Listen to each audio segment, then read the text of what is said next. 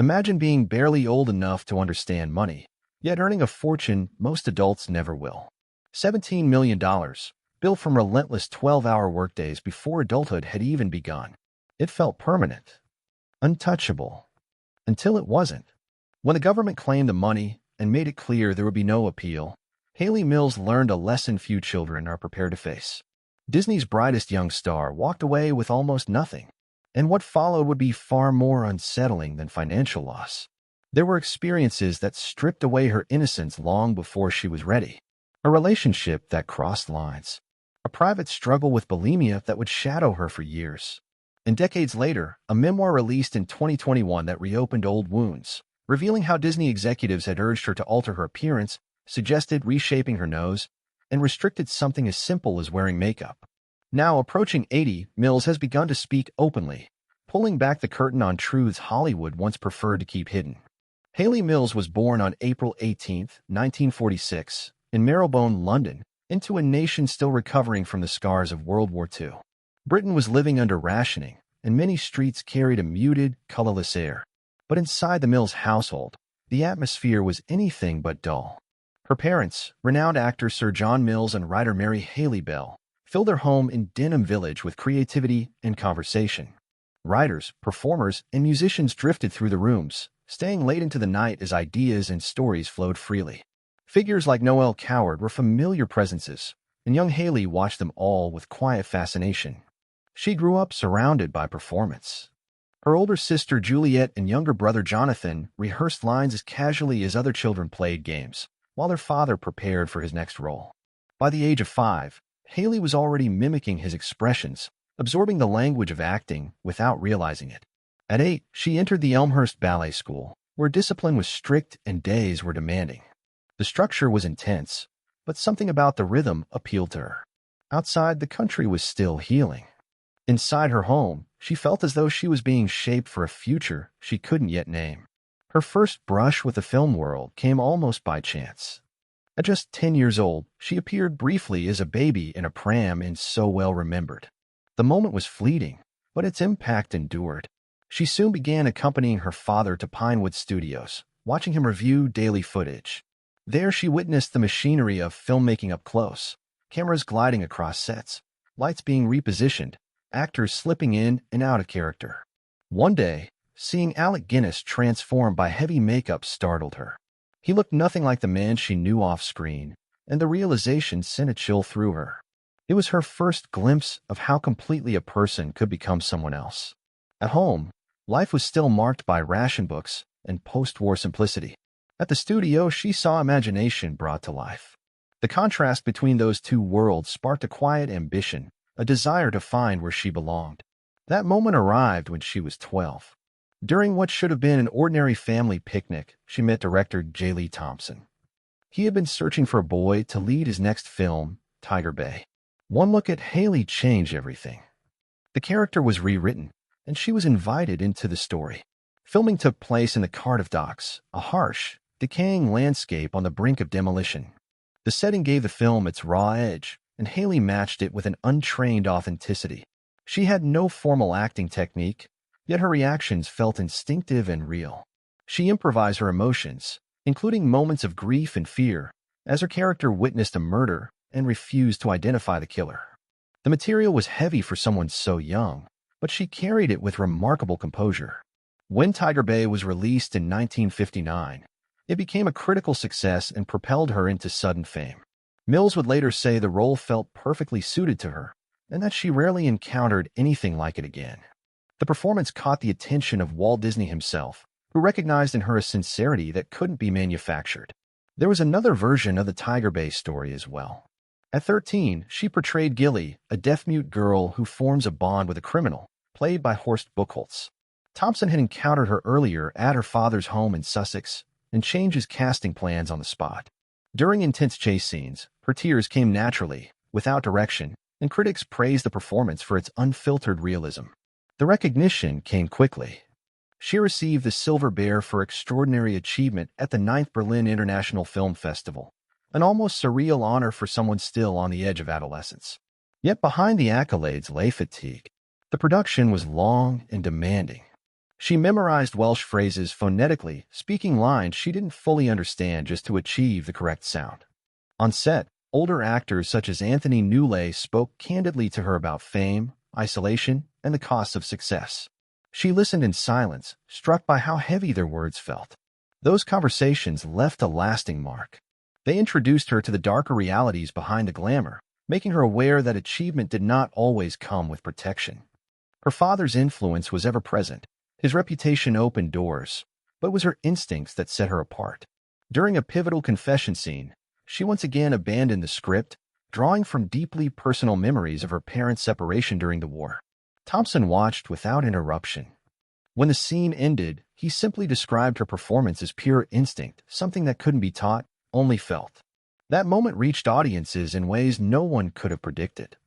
It carried an emotional honesty drawn from feelings she had never voiced, and its quiet vulnerability gave the film an unexpected depth. The impact of Tiger Bay traveled far beyond Britain. Walt Disney took notice. Without fanfare, he attended a private screening in London. Soon after, he offered Hayley Mills a 7-year contract, no screen test required. The pay was £250 a week, an extraordinary sum for a 13-year-old in 1959. Overnight, her life shifted. She became a Disney star, and within the next 5 years, she appeared in 6 major films, including Pollyanna and The Parent Trap. Fame arrived quickly, and pressure followed just as fast. Tiger Bay had drawn an audience of 1.5 million viewers in its opening week in the UK, and the attention around her became relentless. Reporters tracked her movements and asked questions that crossed personal boundaries. Many were focused on her appearance, questions so intrusive that her mother often intervened. Still barely into her teens, Hayley was forced to learn how to protect herself in public. Those lessons stayed with her long after the cameras moved on. Everything led toward Pollyanna. At 14, she traveled to the United States for the first time. Standing before Walt Disney himself, she recited the Glad Game entirely from memory, without hesitation. Disney watched closely, struck by how natural her warmth felt. Nothing appeared rehearsed or artificial. When Pollyanna was released, it earned $3.5 million in the United States alone and elevated her from promising newcomer to international star. Disney recognized what audiences were responding to and saw that young British talent could help redefine the studio's future. The filming process, however, was more demanding than most realized. Shooting in Nashville required physical endurance. Hayley was asked to fall repeatedly, navigate difficult bicycle scenes, and push through long days that often left her bruised. Yet amid the strain, something meaningful emerged. She formed a quiet connection with her co-star, Jane Wyman. Between takes, they shared small, private moments that translated into a genuine tenderness on screen. Viewers noticed. Many later said that warmth was what made the story feel real. The accolades followed. In 1961, Hayley received a Juvenile Academy Award, becoming the youngest non-competitive Oscar recipient in history. A Golden Globe for New Star soon followed. By then, she had entered a global spotlight and seemed fully embraced by the industry. But beneath the celebration lay a growing sense of confinement. Disney's exclusive contract barred her from working with other studios until 1966. She was successful and financially secure, yet creatively restricted. Looking back, she acknowledged that those years limited her choices during a formative stage of her life. Personal pressures compounded the strain. Disney executives insisted she correct her teeth to create a more perfect smile, despite her being only 14. The suggestion cut deeply. She became increasingly self-conscious during interviews and photo sessions. The studio also dictated her wardrobe, posture, and public demeanor. She had stepped into what appeared to be a golden opportunity, only to discover it came with expectations she had never agreed to. Later, she described those demands as humiliating, an attempt to reshape her identity for the sake of an image. Her fame reached its most intense point at the Pollyanna premiere at Grauman's Chinese Theater. Nearly 5,000 fans gathered outside, their voices swelling into a single roar. Standing on the red carpet, Hayley felt her chest tighten. That night, she experienced her first panic attack. Surrounded by celebration, she felt profoundly isolated. In her memoir, she would describe it as being at the center of attention while feeling completely alone. The moment left a lasting impression, teaching her that fame could elevate her and unsettle her at the same time. In 1961, Hayley Mills stepped onto the set of The Parent Trap with a level of resolve most people acquire much later in life. Still young, she faced the challenge of portraying two characters simultaneously. Once filming began, the days stretched to 12 hours or more. She performed as Sharon for one half of a scene, then changed costumes, adjusted her posture, and returned as Susan to recreate the same moment from the opposite side. The crew watched closely as she altered subtle details, the tilt of her head, the softness of a step, the rhythm of her movements, keeping each girl distinct and alive. Scenes were filmed in halves, then erased and rebuilt with precision. Every glance had to align. Every breath had to land exactly the same. It was meticulous work, and she carried it with focus far beyond her years. She repeated the process again and again until the illusion was seamless, until the line between the two sisters simply disappeared. Even Walt Disney himself stopped by the set to observe. Later, he admitted that no other child actor could have managed that level of precision. What looked effortless on screen was anything, but yet Hayley made it appear natural. That same discipline carried into the camp sequences. Before filming began, she trained at an actual California summer camp, learning fencing and rowing alongside seasoned campers. The expectation was that she would keep pace. Instead, she surpassed it. Maureen O'Hara later recalled watching Hayley sprint across open fields, then arrive at the lake ready to row as if she had been part of the team for years. Many of the film's pranks were drawn from those real experiences. Small tricks she picked up from other campers found their way into the script. The infamous bearsuit scare came straight from that energy, as did the scenes where she tips a canoe or plunges headfirst into a chaotic pie fight. Those moments were filmed repeatedly, often until she could barely stand. Still, she pushed through. She wanted the story to feel genuine.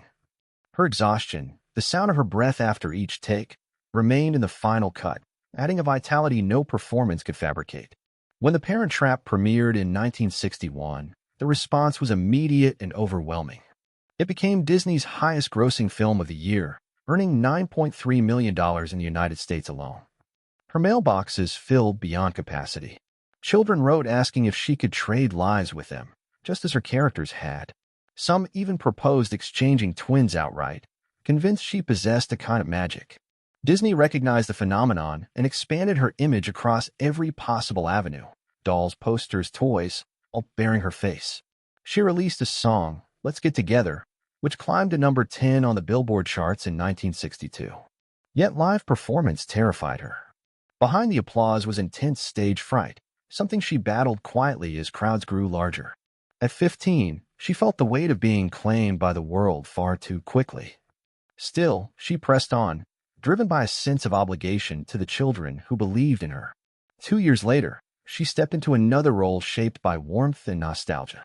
Cast as Nancy Carey in Summer Magic, she insisted on singing her own vocals, despite Disney's plan to dub her voice.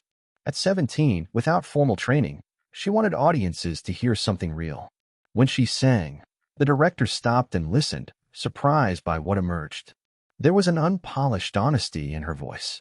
The Sherman Brothers wrote songs like The Ugly Bug Ball, and Burlives carried much of the musical weight with his familiar warmth.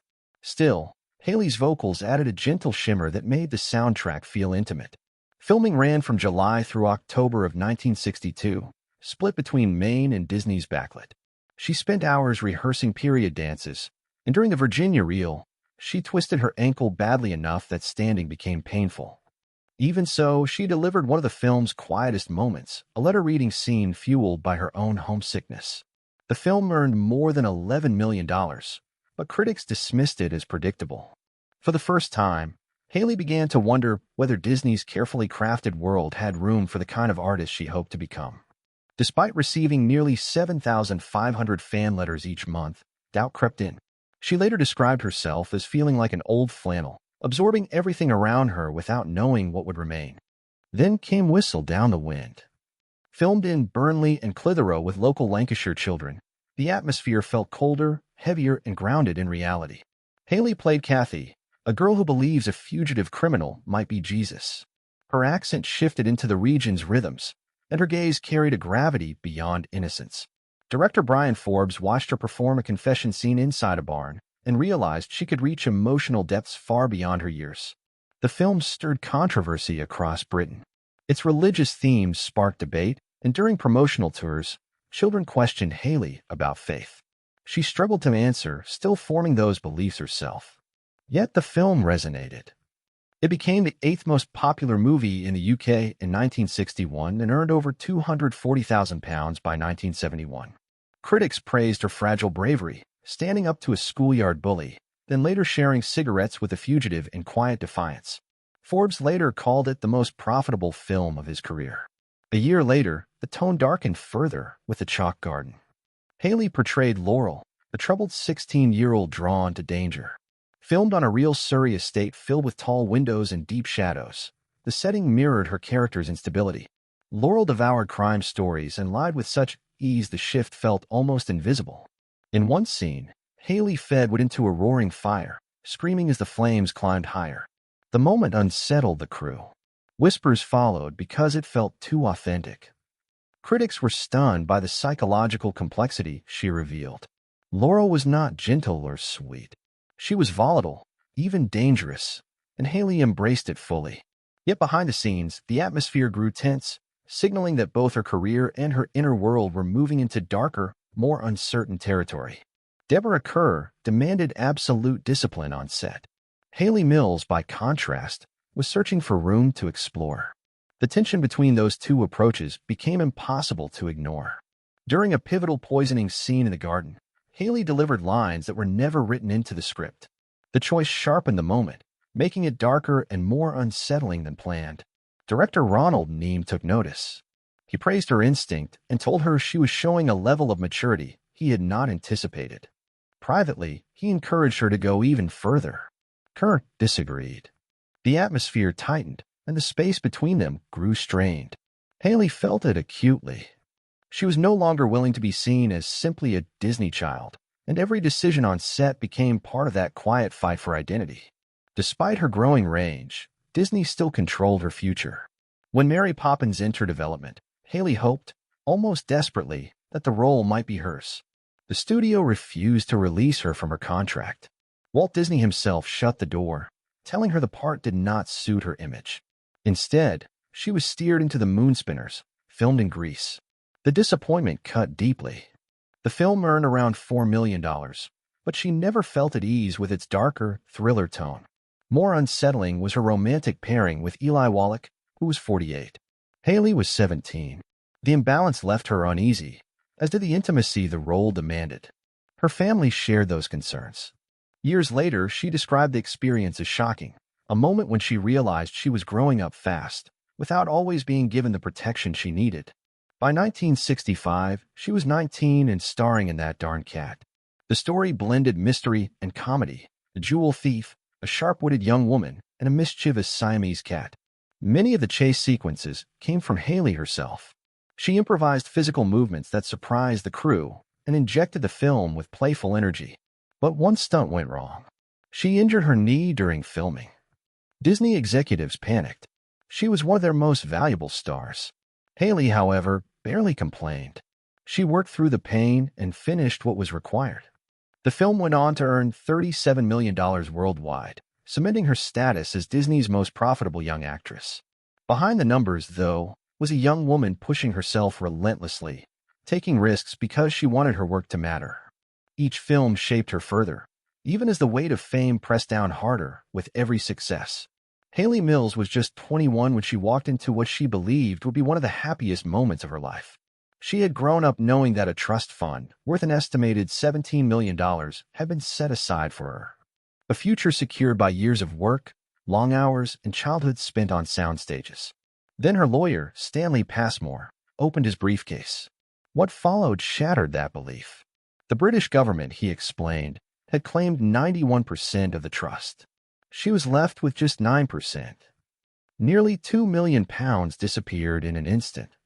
Passmore mentioned she could challenge the decision, then added quietly that if he were in her position, he would leave the country. She later recalled the sensation of the blood draining from her face. Nothing she had imagined prepared her for that moment. The government justified the seizure as part of post-war taxation policies. To Hayley, it felt like betrayal, an assault on a trust that was supposed to protect her. Years later, she would write that the state had plundered her trust like pirates. The words carried the grief of someone watching her childhood vanish for a second time. The years that followed moved between hope and devastation. In 1972, Lord Denning ruled in her favor, stating that she should not be taxed again on earnings that had already been taxed. For the first time in years, she allowed herself to breathe. She believed the Disney fortune would finally be hers. But the relief did not last. In 1974, the House of Lords overturned the decision. They upheld the government's right to the funds and pointed to flaws in the original arrangements. The door closed permanently. The reversal crushed her. She felt stripped bare of money, of trust, of the innocence that fame had already eroded. That wound stayed with her, shaping her later reflections on how fragile wealth can be, especially when the world assumes you are untouchable. After the financial collapse, she surprised many by refusing easy sympathy or nostalgic roles. Instead, she chose The Flame Trees of Thika in 1981, portraying a woman navigating a changing Kenya. Reviewers noted the emotional weight in her monologues, a depth that felt lived rather than performed. Hayley later admitted she was pouring her own grief into the role. It marked a turning point, an attempt to rebuild herself piece by piece. But the damage had already taken root. In the early 1970s, she developed bulimia. It arrived quietly, almost unnoticed, following her from one project to the next. During the filming of Endless Night in 1972, the pressure intensified. She lost nearly 20 pounds, caught in a cycle of control and release. Outwardly, the work continued. Inwardly, the struggle was beginning to reshape her life in ways that would take years to confront. She was raised to remain childlike, even as the world demanded that she grow up far too quickly. That contradiction tightened around her quietly, turning into a private struggle she carried behind every practiced smile. For years, no one saw it. Only later did she speak openly about how that disorder shaped her inner life, a reminder that public brightness often conceals private storms. The theater became a place where she could begin again. In 1969, she stepped onto the stage as Peter Pan, soaring nearly 50 feet above the audience at the newly opened Victoria Theater.